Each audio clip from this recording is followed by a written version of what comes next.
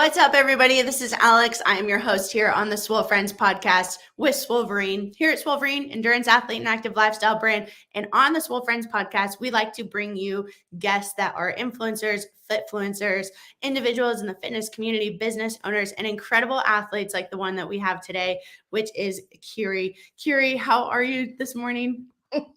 Good. I just finished my coffee. Very nice. Doing well, ready to train.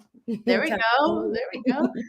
For anyone who doesn't know, Kyrie is an incredible calisthenics athlete. She's also an athlete in Jiu Jitsu. She is also sitting at about, what are you, 5'3"?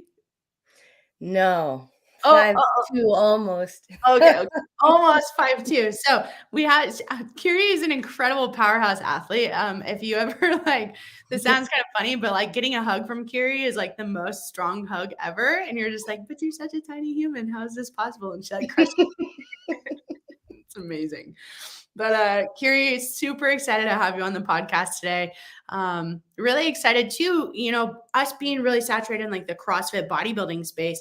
A lot of our followers might not be very familiar with calisthenics or with Jiu Jitsu altogether.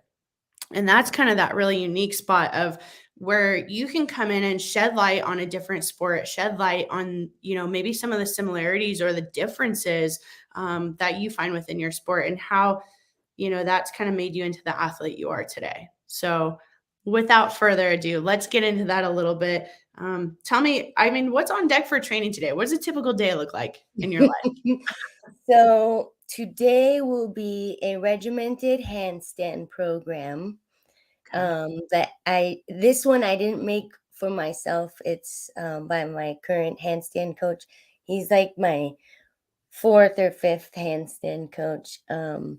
So I'm going to do that. I'm going to do my pull-up progression and jiu-jitsu. I like that. So about how much time during the day do you spend training? I like to say it's a little too much time. I always kind of lean towards overtraining, which is not a good thing. So it's usually anywhere from 1.5 to 3 hours. And that also kind of depends on if I do a double day, which means a jiu-jitsu session and a workout session. Yeah. And so today's one of those double days, right? Today, yeah. Mm-hmm. Okay. So leaning a little bit more towards overtraining, how do you kind of pull that in? Is that something that your coach helps you with, or is that something that, you just listen to your body and it's screaming and you're like, okay, I have to stop?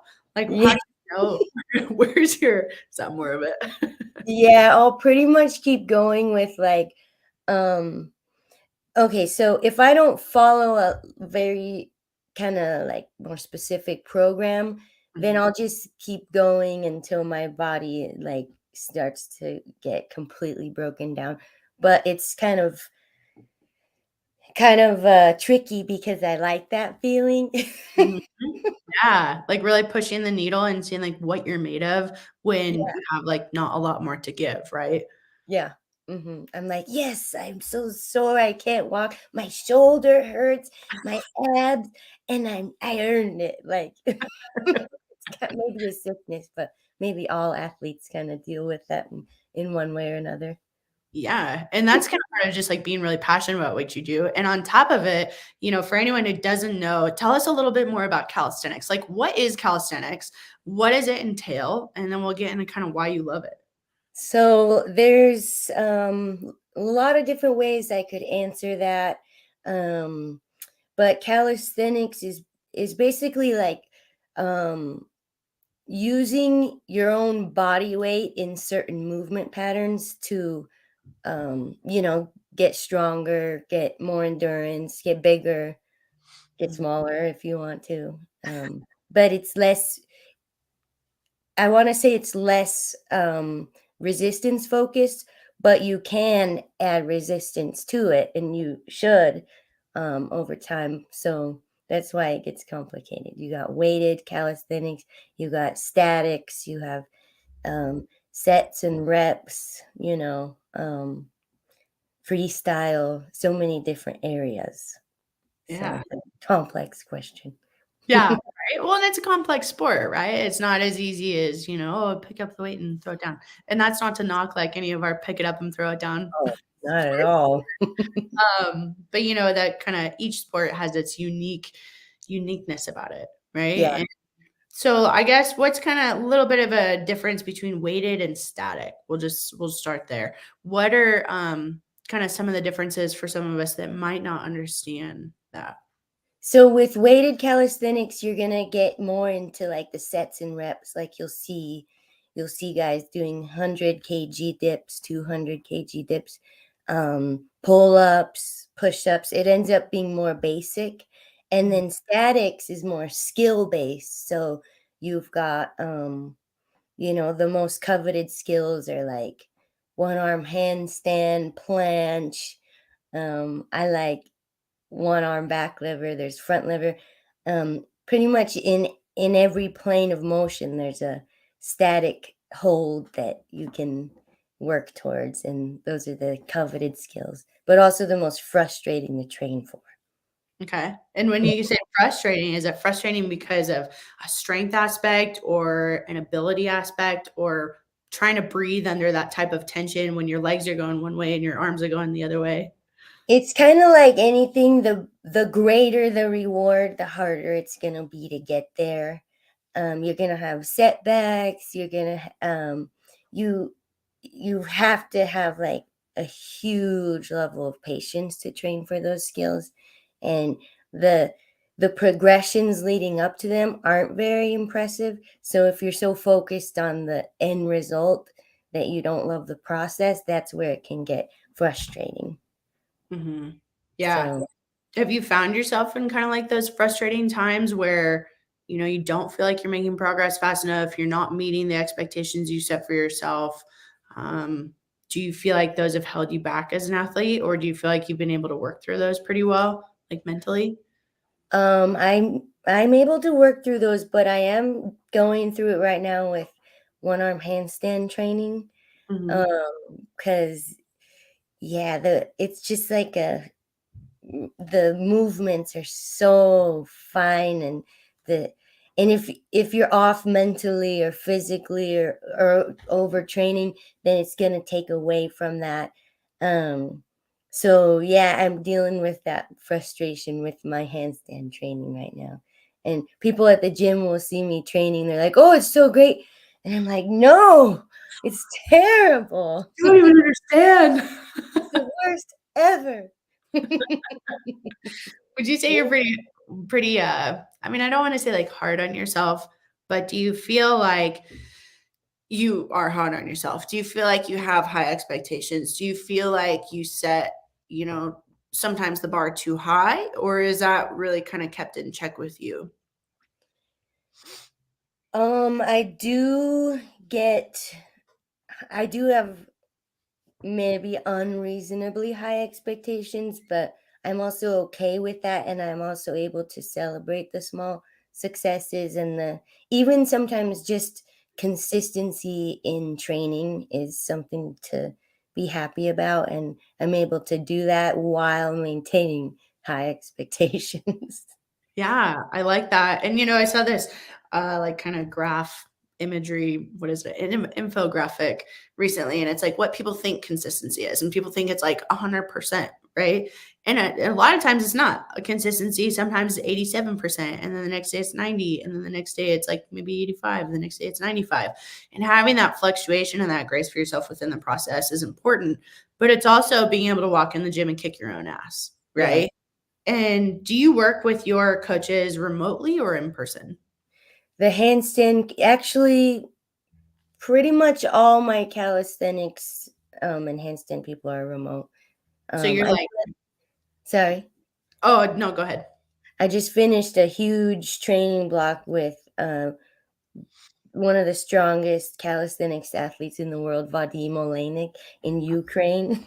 Wow, that is so cool. It's That so cool. is awesome. Yeah, it's very cool. It was crazy. How do you approach Vadim and say, "Hi, I'm Kyrie. I want to work with you. Please help me." Okay, I hope he never hears this, but Okay, click your I'm ears, scared please. of him. He's so intense, and the way he communicates is also very intense. You're like, "Mm." It's just very, like, to the point and dry, and I don't wanna say cold, but, I think it's maybe a difference in culture, how we are in America. We're like, "Hi, how are you?" He's like, "Fuck do you want?" He didn't say that, but Yes, in general, the vibe. Don't let him see it. So how did you make that connection in the first place? So he was one of my early inspirations, and he's always been like, if I feel a little bit unmotivated or uninspired or flat, I can always just like watch him train in Instagram or YouTube or whatever, and I instantly feel motivated. So it's a huge motivator for me. And then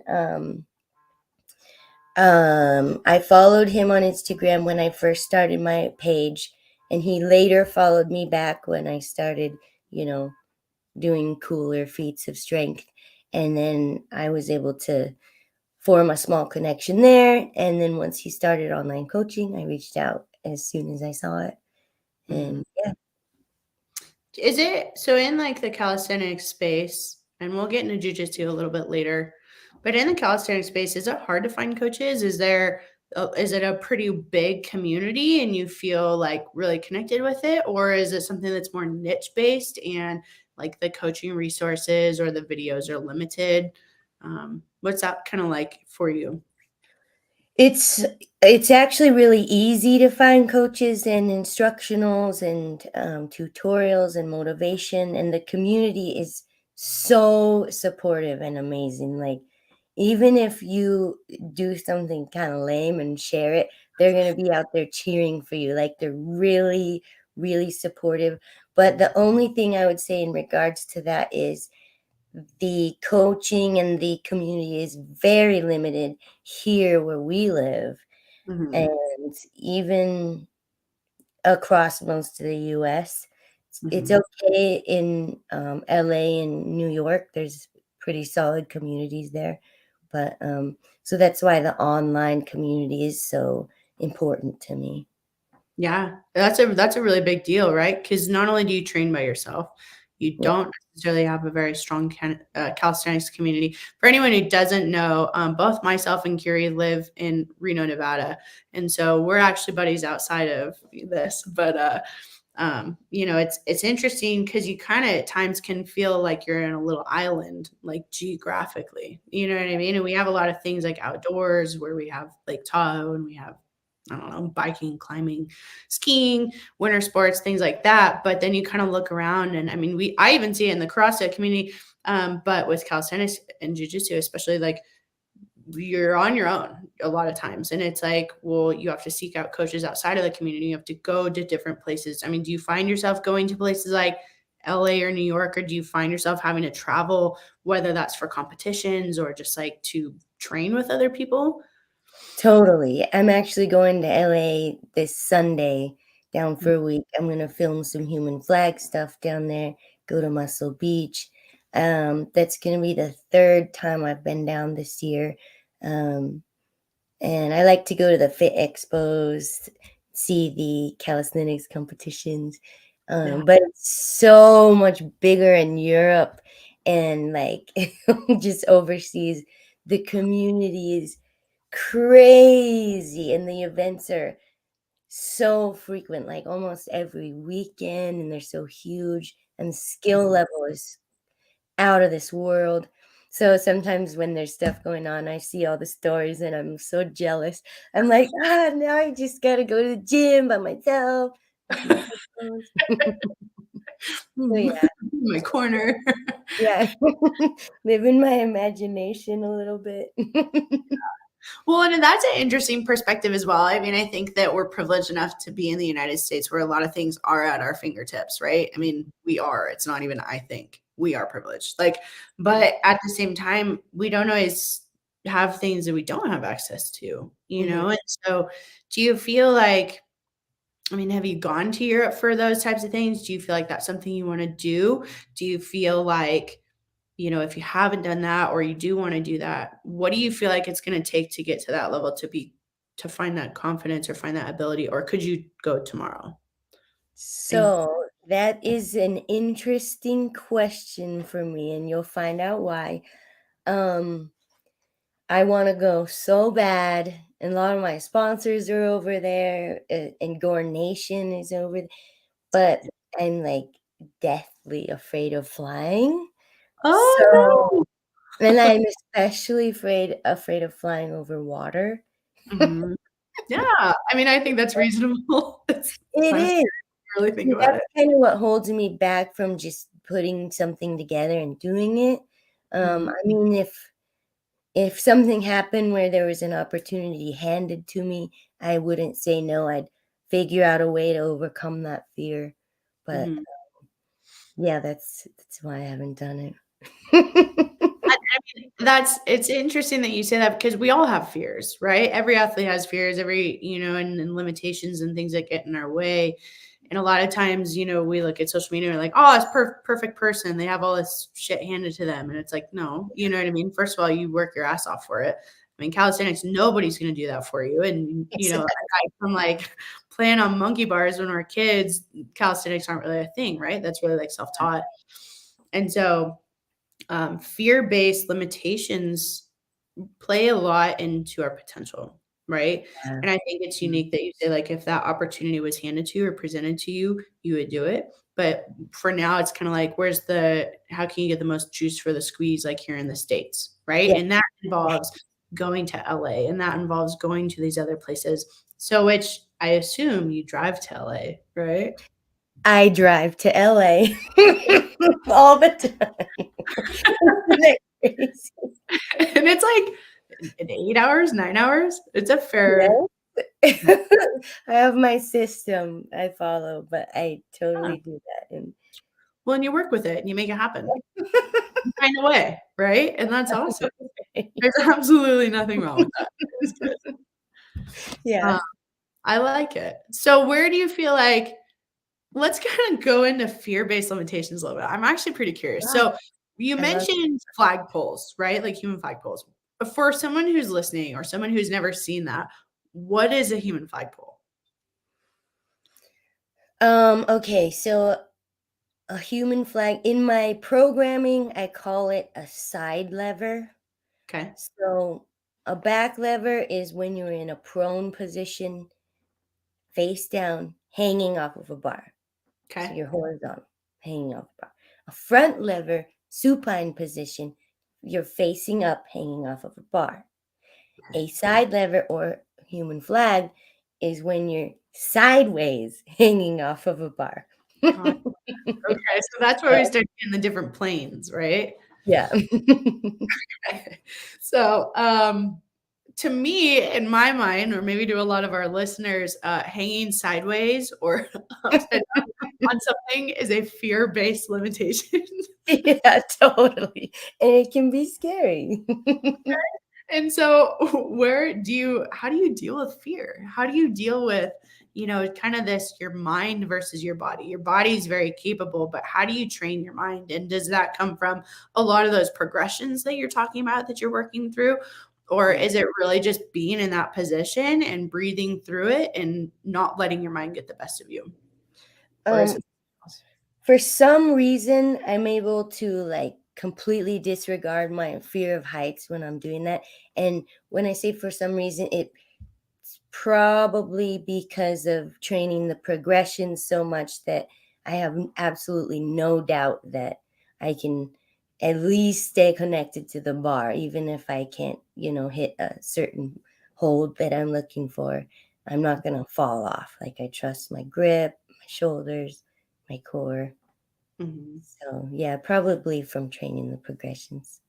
Yeah, and, like, building that confidence within yourself as an athlete or your strength or your ability, right? Um, do you feel like that was different when you started, or do you feel like that's different through new movements that you learn over time where it's like feel really confident and able in one movement, whereas in another movement, it's like, "Oh, shit," you know? Do you ever get that way, or have you progressed enough as an athlete where that confidence is kind of subconscious and secondary now, that it's kind of like, okay, well, here's a new task, like let's just do it. In certain movements that confidence is there, and then others, like even on a high bar handstand, I feel nervous.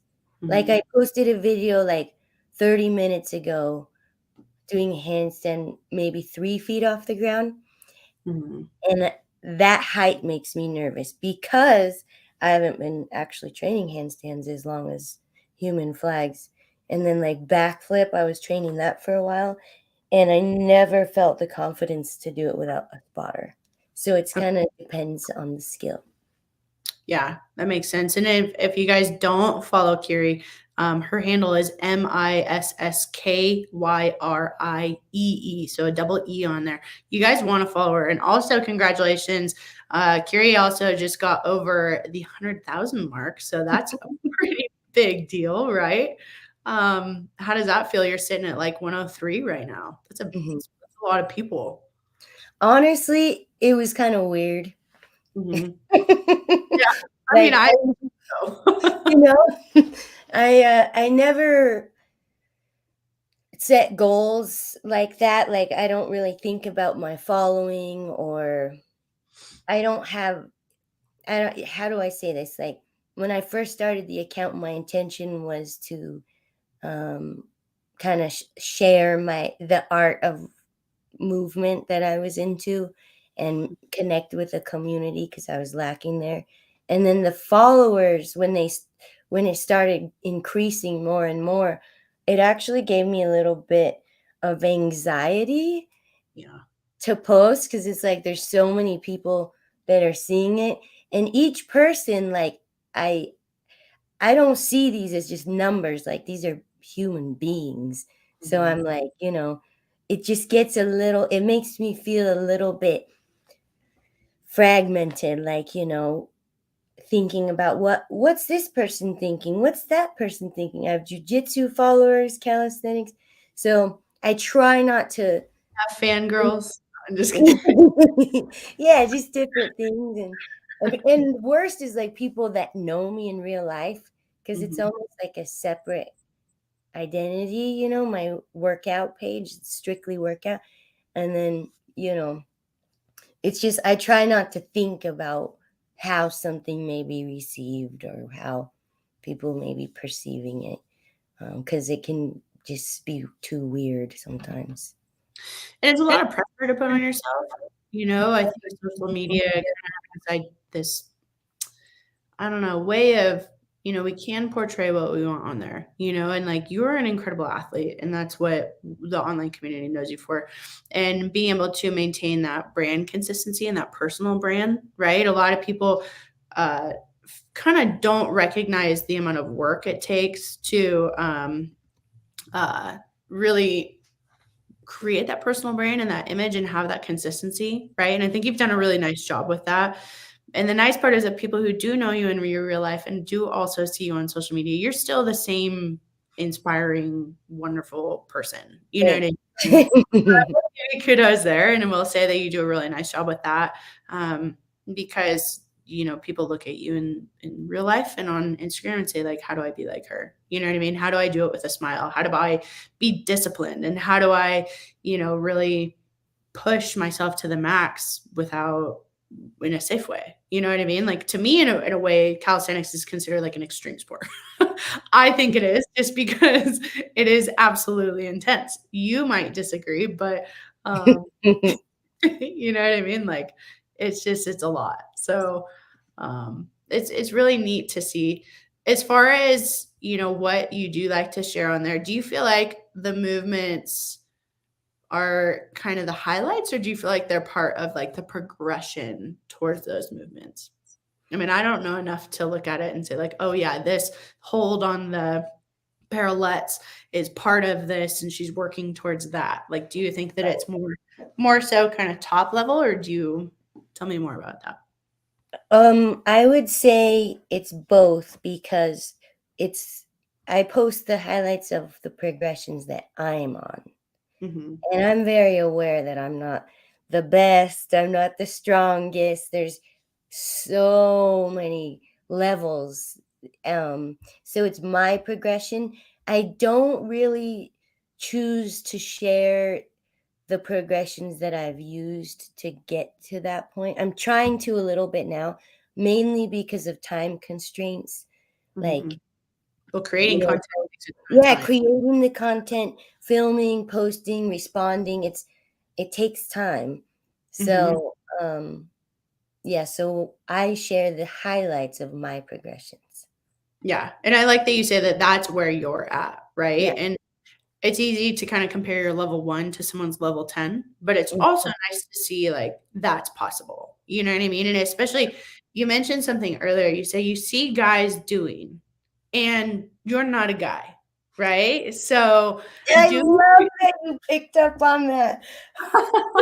well, I mean, I don't know. It's also being in the supplement space. You know what I mean? Me being a female business owner in the supplement space, like there are Yeah. not other, well, there are, but they're not very, very limited women in the supplement space altogether, whether it's at, the high level, at the C level, or somewhere in between.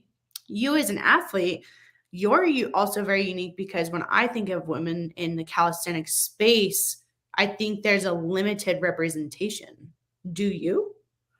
Um, so my answer to that, um, it might sound a little weird, but I feel like some of the best female calisthenics athletes are childhood gymnasts.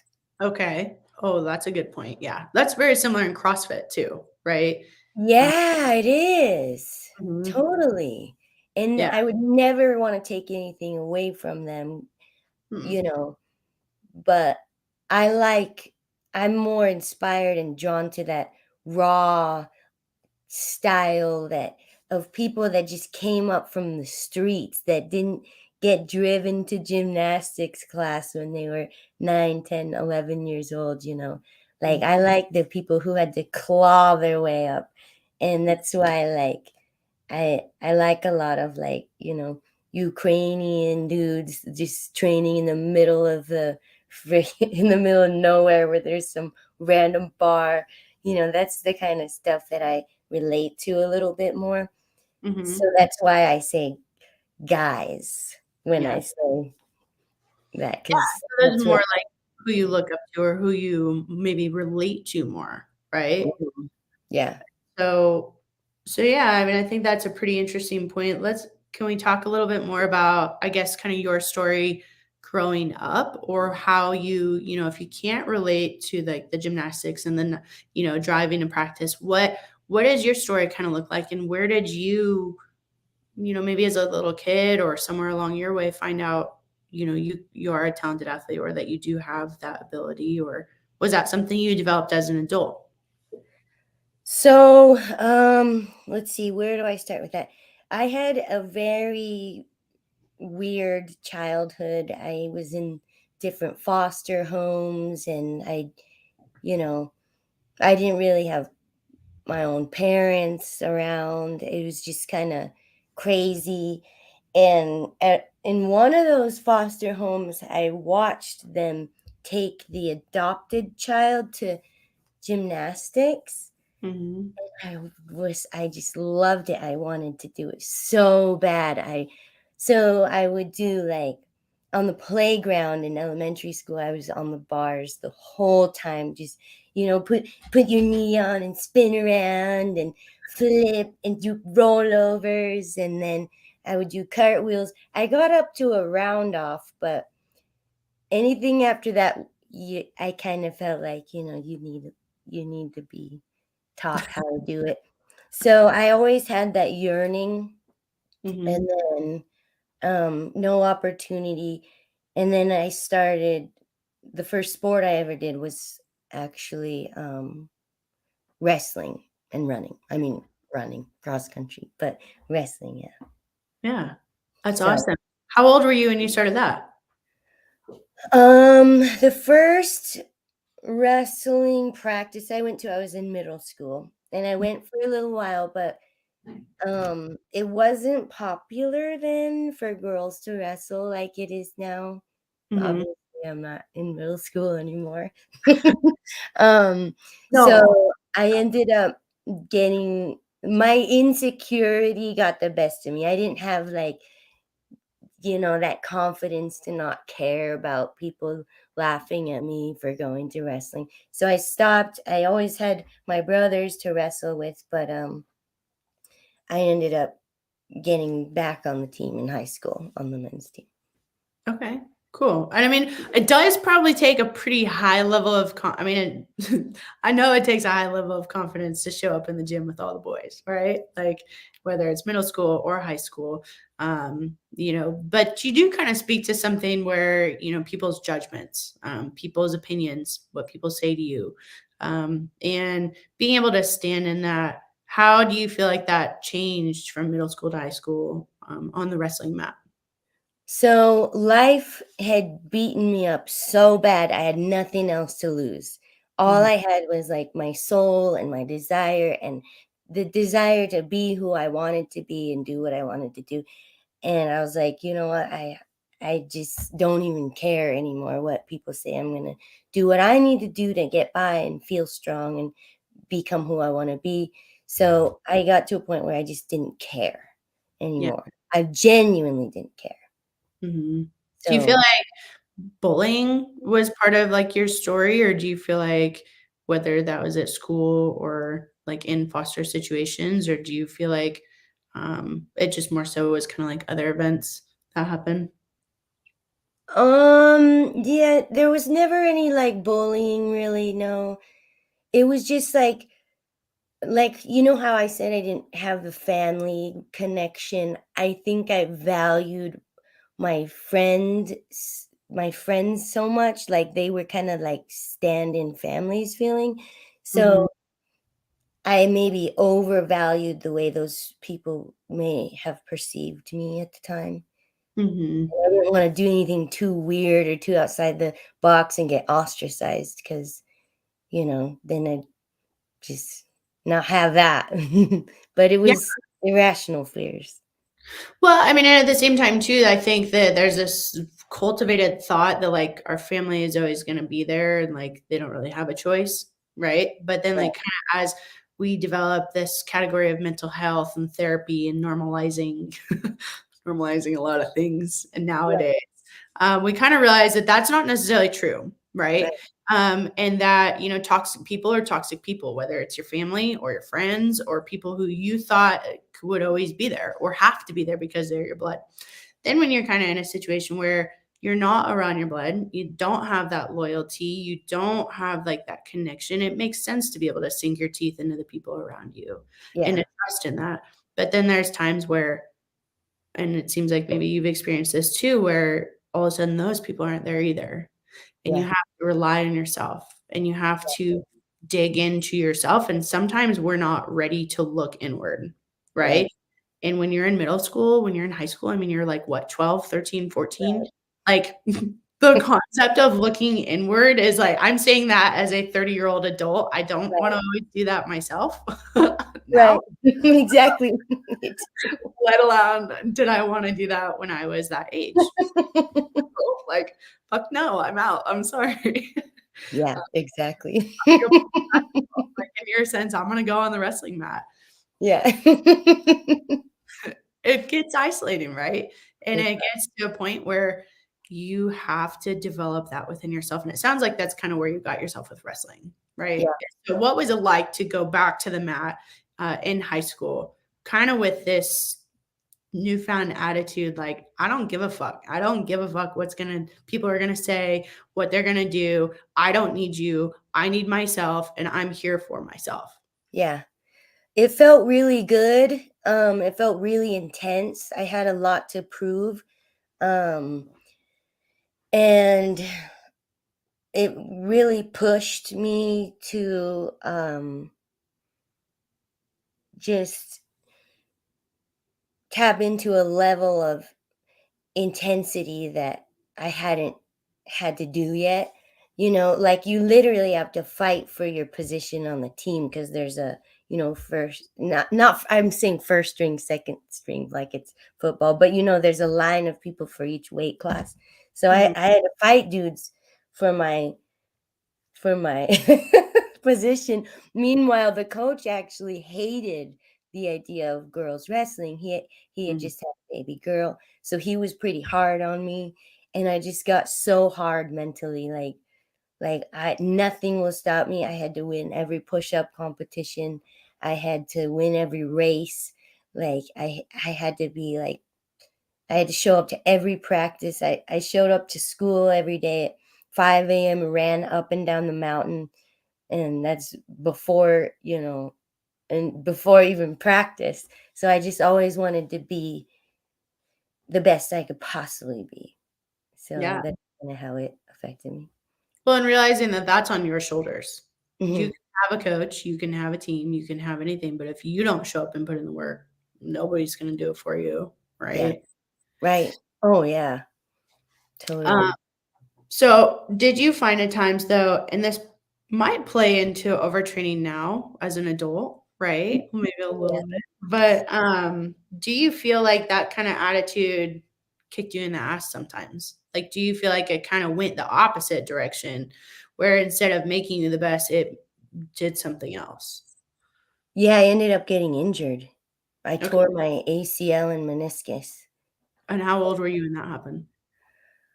I must have been 17 when it happened. Um, and I know that the way I was going about it contributed to that Okay. because my body was in a weakened state. I had to compete and I couldn't find that juice. So I drank energy drinks, got the shakes, and got a huge injury. So, Kind of a perfect storm, right? yeah. Uh, Mhm. unfortunately, and girls in high school are definitely a little, some of the research says that they're more predisposed to those ACL, MCL tears, Yeah. right? And especially kind of focused around like hormones in your cycle. And Yeah. like, not everyone gets access to kind of leadership in that area, especially being in like a men's sport. Um, so what kind of what happened after high school? What did Kyrie's life look like after high school? Oh man. So when I graduated by the time I graduated, I was living with one of the coaches, with uh, the cross country coach. Hmm.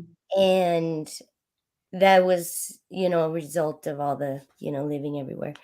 But I actually signed up to go into the Navy. Oh, okay.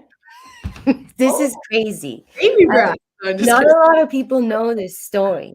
But I Okay. was like, okay, I'm smart. I can get a good signing bonus. I can put in my time and I'll have the stability I never had. Okay. So and my recruiter didn't tell him that I had a knee injury. So I was going to get my surgery. I was going to get everything. And Mhm. that was my plan. Okay. So while I waited for my leave date, I signed up to go to college, Mhm. got scholarships, and I fell in love with philosophy. And I was like, you know what? Sorry, guys. Like, I got other stuff I need to do. So because of my injury, they actually weren't supposed to take me anyway. Mhm. So I didn't go into the Navy. I went to study philosophy instead because I decided that was gonna be that was gonna be way better for me in my life. Yeah, absolutely. So tell me a little bit about your love for philosophy. That's Oh, unique. I think it's beautiful.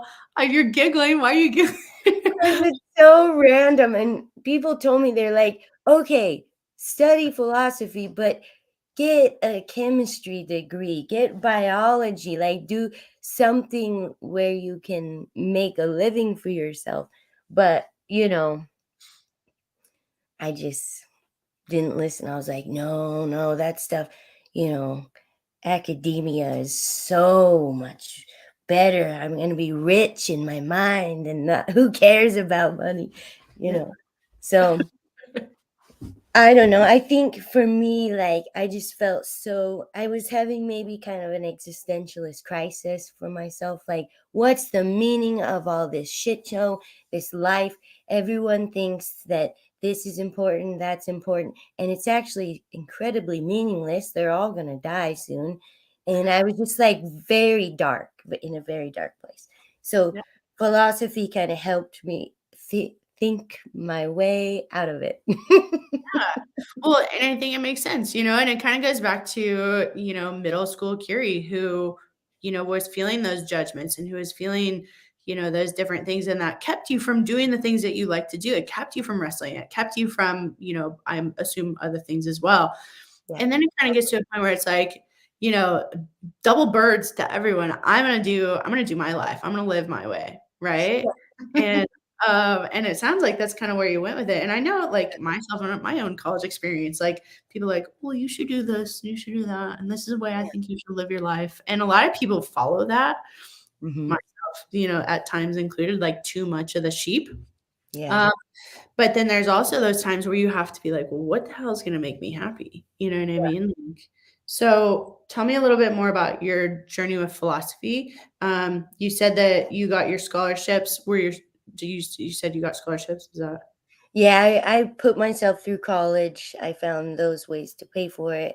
Mhm. And yeah, I mean, that's it. What are you gonna do once you graduate with that? What are you gonna do? So I became a personal trainer because had my passion for fitness. Mhm. And yeah, that's kind of when I ended up getting a surgery donated, so the knee's fixed at that time. I became a personal trainer, and um, my training quickly evolved into more of a calisthenic style. And I ended up going I was looking for a wrestling club because I didn't feel like I was done with that. So I found Jiu Jitsu, and Mhm. then that's kind of how all of this evolved. That's kind of how we're talking right now, you know? Yeah. Oh my gosh, yeah.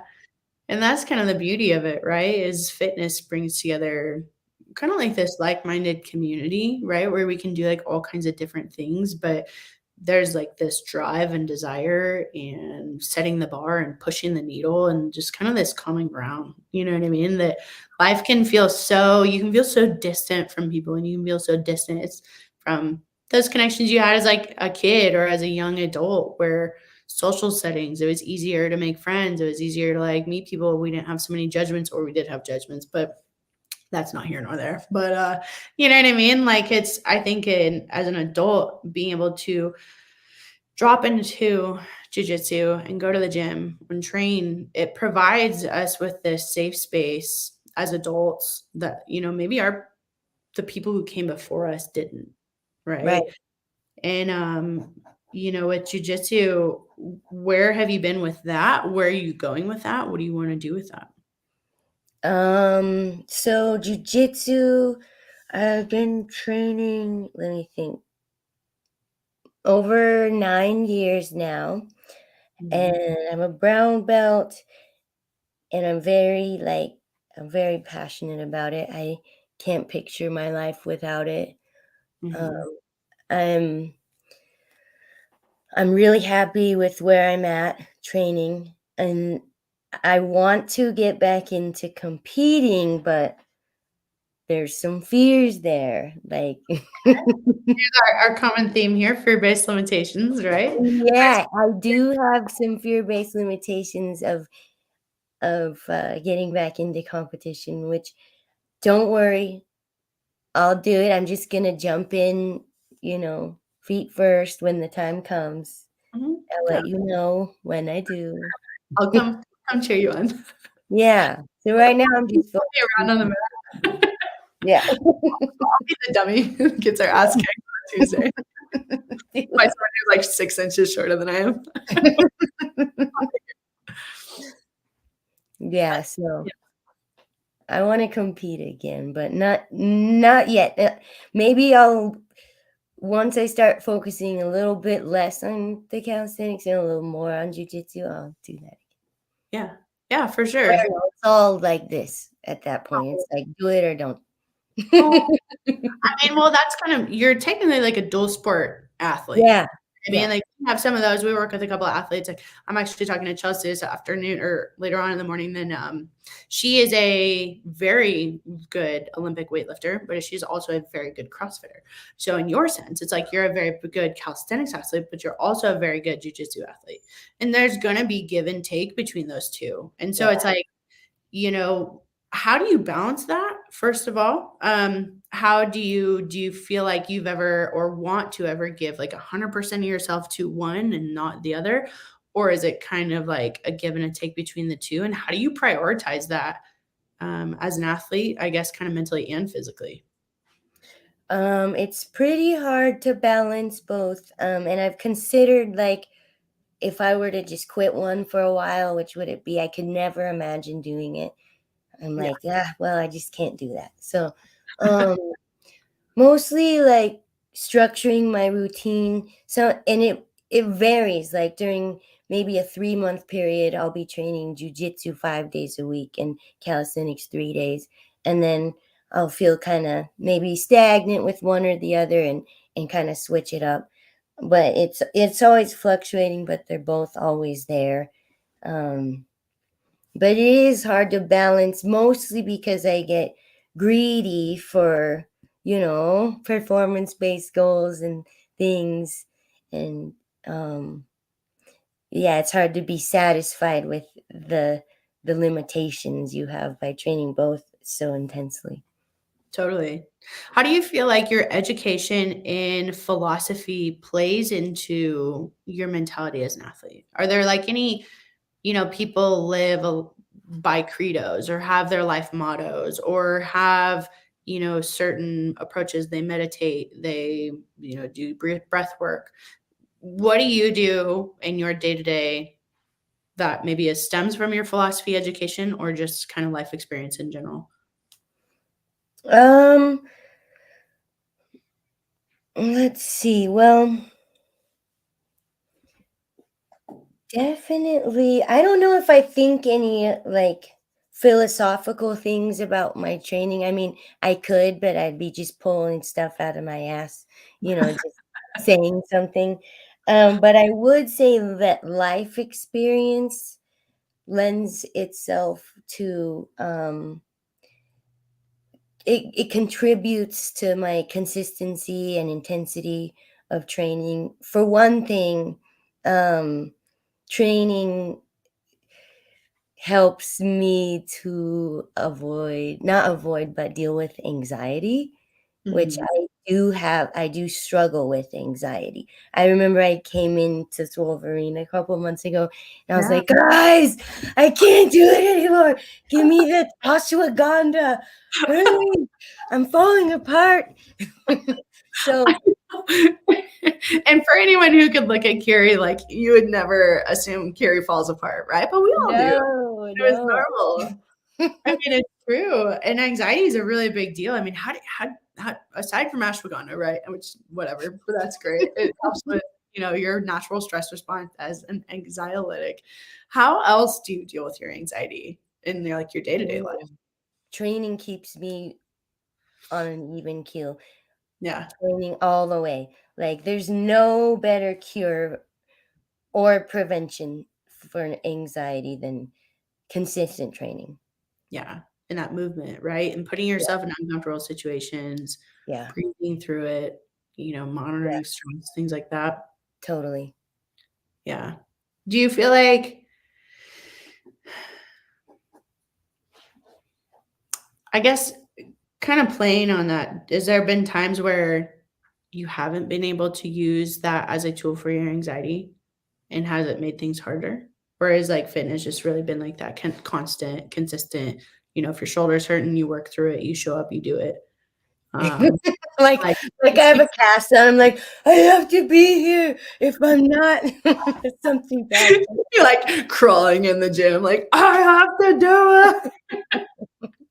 Okay. No, honestly, like, there have been times where it's gotten the best of me even despite training.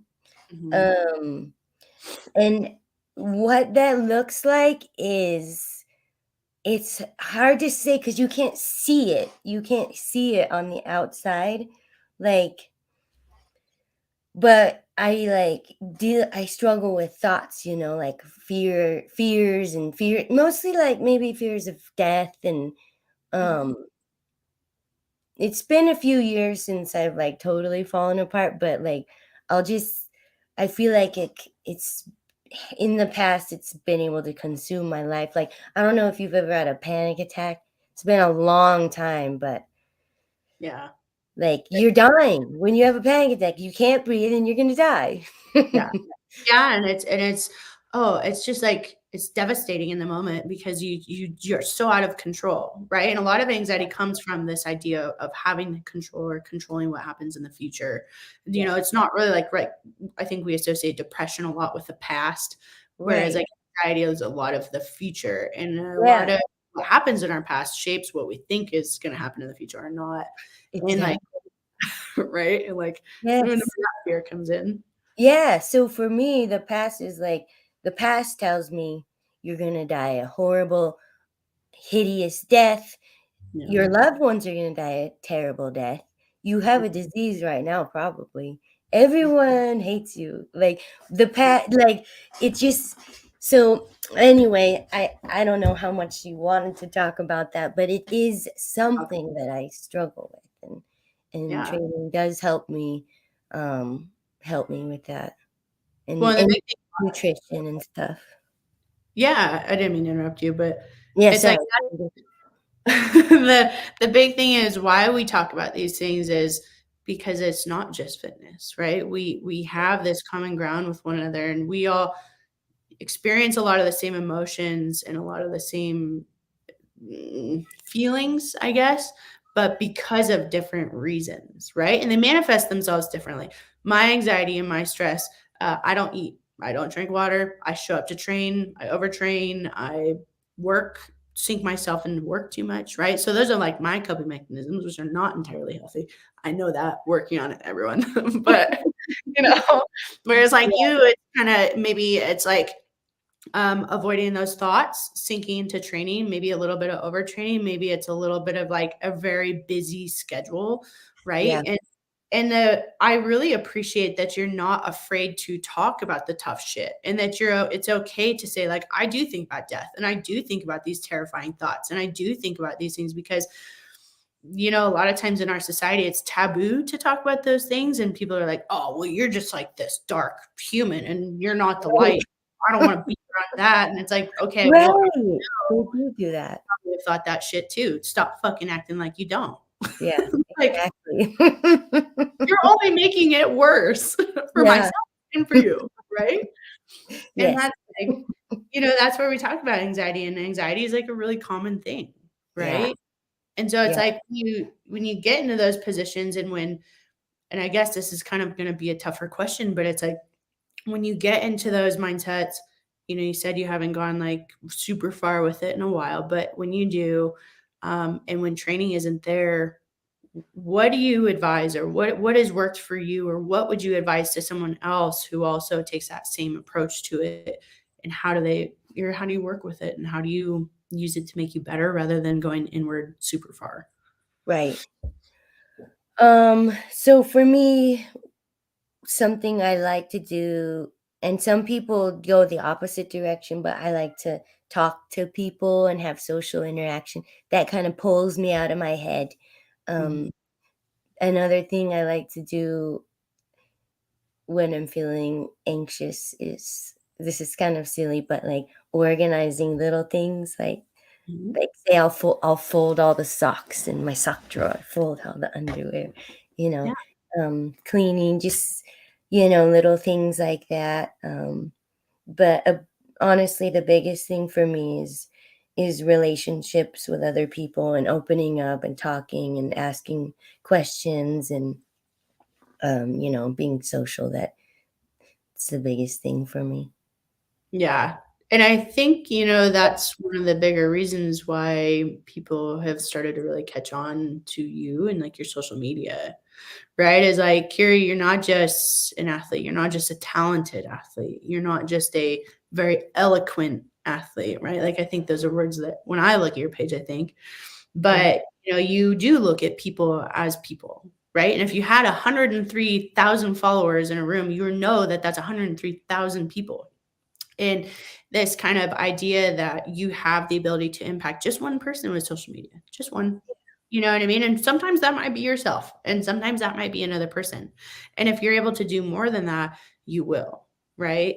And I think that's the beautiful part about social media and community and being an athlete, right? That you can kind of also relate to is that we're all here in this human experience. How do we share that together? Right? How do we kick ass? Right? And not just be like this little flower to get stomped on, but you know, like how do we kind of be like the lion and all the sheep, right? Yeah. You feel like you kind of associate with that. I mean, I would say you're a lion. I'd say you're a force of a human, but Yeah. you know. Yeah, I do. I feel like I'm like in my head, I feel like I'm like as big as Terrell Owens or something. Like, and I have the capabilities of Hugs like you're Terrell Owens. Okay. Truthfully. It's great. It's my favorite thing. I'm like, Kyrie, oh. I walk in my head, I'm like this big beast. And then I see photos and I'm like half the size of everyone. I'm I'm like, what is that? That's good though, you know? And you're resilient and you faced adversity and you lead from the front, right? Yeah, I So, do it in the best way I can. I mean, I'd like to be more and do more, but I just do what I can do. yeah, it's really good. Thanks. I guess kind of one of the last things I want to touch on with you is like, what does your nutrition look like? What is kind of like, what do you do? Do you forget to eat? Do you eat? Do you have favorite meals or snacks? And we'll touch on supplements a little bit, but what does kind of a day of eating look like in Curie's world? So every single morning I have eggs, like Nice. Okay. 2 egg whites with 1 full egg. And if I don't do that, then I have kind of sensitive blood sugar, so it'll be a little off. I might get the shakes and I'll be like, "Ah, I didn't eat my eggs." So every morning eggs and I've added in sourdough toast with grass-fed butter. Mhm. Um, and my nutrition has changed a little bit since I talked to Rudy after I won the giveaway Mhm. last year. Is that last year? Yes. Um, he gave me a diet where I weigh out my proteins and everything, and I loved it so much. I was eating a lot, like, on a schedule, and I loved the way I was feeling so much. So I try to eat like that. It's mostly 2 meals with, animal proteins and some rice, and then vegetables and some fruits and stuff outside of that. Mhm. So, it's pretty balanced, and I feel so good when I'm really strict with it, and I love being strict. Like, a lot of people are like, "God, that seems awful," but it's fun for me to weigh out the food and to eat, like, an exact amount. It's like a hobby almost. I love doing it, Well, but you know too, like, how it's gonna make you feel, right? yeah, And a lot of people look at weighing your food or logging your food as, like, restriction. It's like, "Oh, right. I can't do that because then I can't have X, Y, and Z," but it's not really like you can't have anything, it's just more so like, "I know this is gonna make me feel good, and I wanna Yeah, feel good because I have yeah. other things to do besides eat." Exactly. So if I don't do that I call it bodybuilder diet. If I don't eat like that, I don't always want to eat. So I Mhm. just will miss meals. I'll get shakes. I'll get kind of tired. And then I'll only want to eat if it's something really extravagant, like, Thai food, cheeseburgers, pizza. So it's kind of a cycle, which is fine. And there's nothing, I do eat that stuff like 3 times a week, but the cycle is starve yourself, eat something good, starve yourself on accident because you Yeah. don't feel like eating. Well, then, like, for yourself, you're very high performing, right? So you're exerting a lot of calories, so, like, that it gets really gripping, the amount of hunger that you get, right? Yes, exactly. Exactly. And then Yeah. it becomes like a chore and a big problem you have to solve fast. Yeah. Super fast, right? And that's where like convenience food comes in because it's just Yeah, like, I need 4 cheeseburgers in my face now. yeah, exactly. It's intense, yeah. And yeah, you did win a giveaway last year, and so, I know we talked about strength being something for you, right? Like building it, and that comes from food and like supplementation. So like something like creatine or your protein or your carbohydrates, right? But then Yeah, there's also little things like ashwagandha or taking care of your joints, you know what I mean? And reducing inflammation. I know we've talked about turmeric in the past. We've talked about krill oil in the past. And just kind of some of those things that can assist you. Obviously, you want to take a food first approach, and like supplements are definitely not meant to replace that by any means. right. Um, but they can also be kinda like a little bit of a convenient thing, right? If, like, your morning's jamming and shit went out the window, you can, like, grab a protein shake or protein and carbs and be okay and move on, you Yeah, know? exactly. So, yeah, I think you're doing great. I think it's, I'm really glad our paths crossed, what is it, a year ago or so, which is insane to say, I and, know, that's so weird. time flies when you're having fun, doing crazy shit, right? Yeah, it sure does. Carrie, what's kind of next for you? I mean, do you set your goals in like small goals, big goals as far as like jujitsu and calisthenics? I know you said you want to get back to jujitsu. You're focusing a little bit more on calisthenics. You have a couple coaches. What are some of your goals for yourself right now, or what can people kind of look forward to when they're following you? I really want to start kind of providing some value for people that follow me. I mean, value more than just motivation and inspiration and Mhm. entertainment.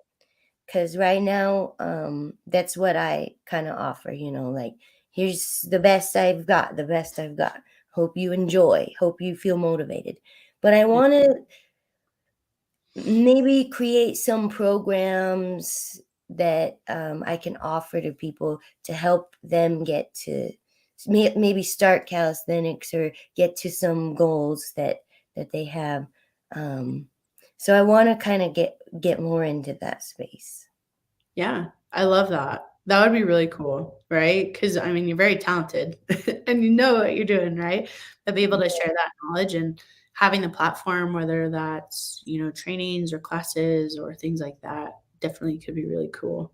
So Yeah.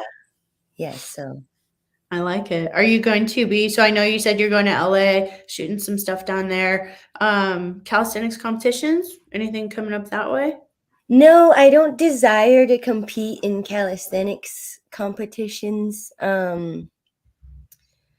Because I know I could do well, but I don't have the desire. I really do that for me and for my own strength and my own benefit.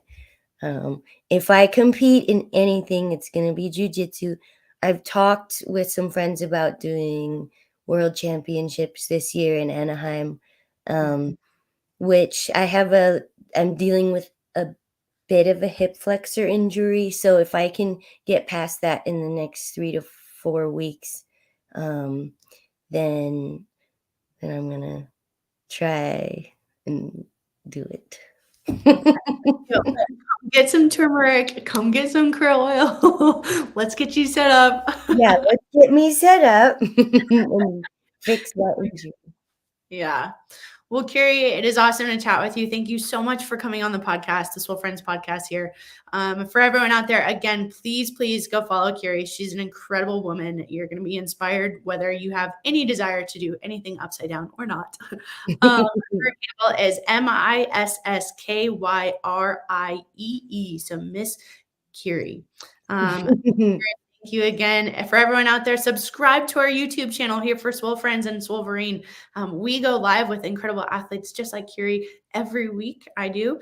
And we also, if you miss a live feed or you don't have time to sit and watch, definitely check out Swole Friends on Spotify. We're on Twitch and Apple Podcasts now. So you can get that audio and look at some of our past and previous episodes, as well as look at what's coming up. So give Kyrie a follow. Kyrie, thank you so much. I appreciate you. And I look forward to the next time we get to connect. Thanks. Me too. All right. Take care, everyone.